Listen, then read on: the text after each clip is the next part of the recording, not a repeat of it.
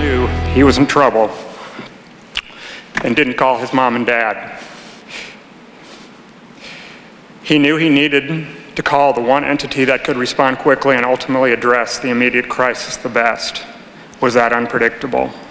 Assistance. Kyle Plush's father pleads for answers after an investigation into what led to his son's death offers few concrete answers.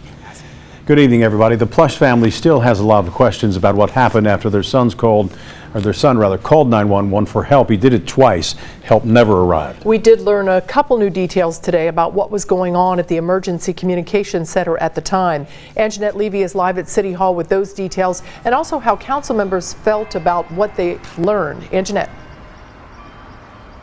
Well, Cammie, this is the internal investigation conducted by Cincinnati police into Kyle Plush's 911 calls and the response by officers. It found that there were some technical issues at the 911 center that time when Kyle called for help, but it said that the operators and officers acted reasonably and within their training, but the answers given today were not good enough for some council members. I think the investigation in many ways raises more questions than it answers. It's a sentiment shared by city council members and Kyle Plush's family. One thing I've heard over the past month is what happened to Kyle was the perfect storm. So was this a perfect storm or a series of multiple failures?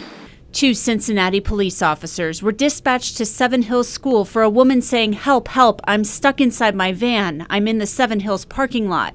As the call taker used technology to determine Kyle was possibly in the thrift store lot. We learned today that 2 other call center employees were listening to a playback of the call and could hear, "Help, help, I'm going to die. I'm in a van at the Seven Hills shop." The information about dying was not passed along to officers on the scene. The Plushes question how Kyle wasn't found, even with the initial information, and whether the police response was urgent enough. At 3:17, they knew there was a name of Kyle. They knew there was a van in a parking lot in Seven Hills in the thrift store parking lot. Kyle's van was parked in the thrift store lot. As this image shows, only 2 vans were in the lot. On his second call to 911, the call taker said she heard a woman saying "Siri, Siri," but nothing else. The call taker activated a teletypewriter feature for the hearing impaired. Chief Isaac said that reduced Kyle's volume by 75%, and the call taker's computer was freezing as she tried to enter information. Operator Smith clicked on the exit save button and assumed that the information that she entered was eventually accepted into the CAD system. The dispatch center was operating out of a backup location that day, so the investigation found noise in the room could have contributed to the call taker not hearing Kyle. But so many questions remain. So I wasn't satisfied with the explanation. What I do as a public policymaker, I sit there and I say, if I was the parent or I was the family member, and I think maybe that's what you're doing yourself, would you be satisfied with what you heard? And I don't think people were.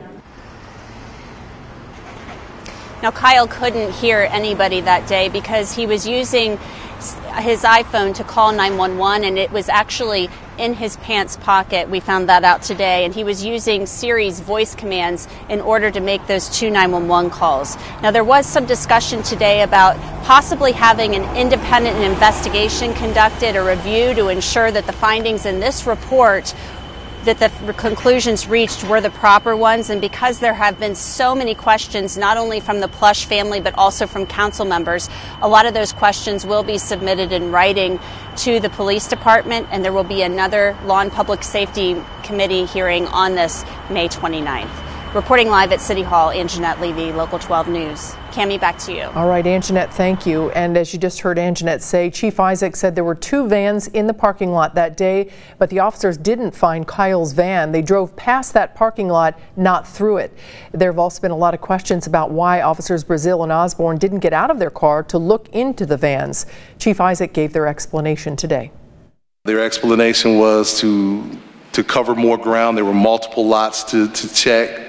Higher vantage point, and also the opportunity for them to both look from both sides of the vehicle. Now, Isaac said the officers were disciplined for turning off their body-worn cameras during the incident.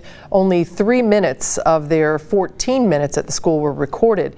We'll hear more of Ron Plush's comments to City Council committee members coming up at 6.